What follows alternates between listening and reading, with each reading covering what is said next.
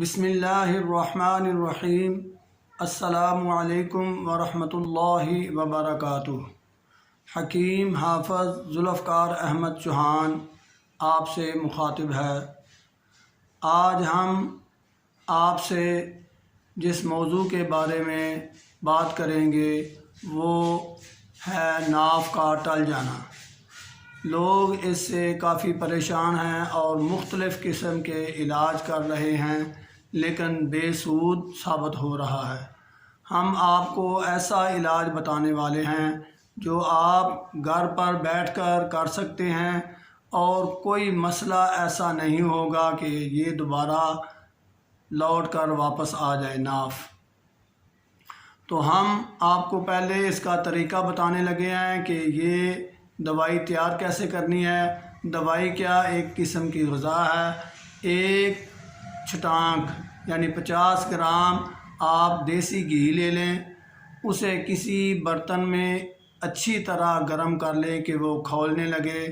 جب وہ کھولنے لگے تو اس میں آدھا لیٹر پانی ڈال دیں۔ پانی ڈالنے کے بعد آپ اس کو مزید گرم کریں کہ وہ اتنا گرم کریں کہ آدھا رہ جائے، یعنی 1 پاؤ یا 1/4 لیٹر پانی باقی رہ جائے۔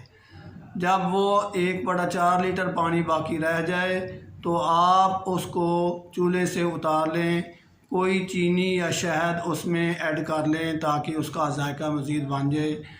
وہ پانی آپ نے نیم گرم پینا ہے، گھی والا پانی نیم گرم آپ نے پینا ہے۔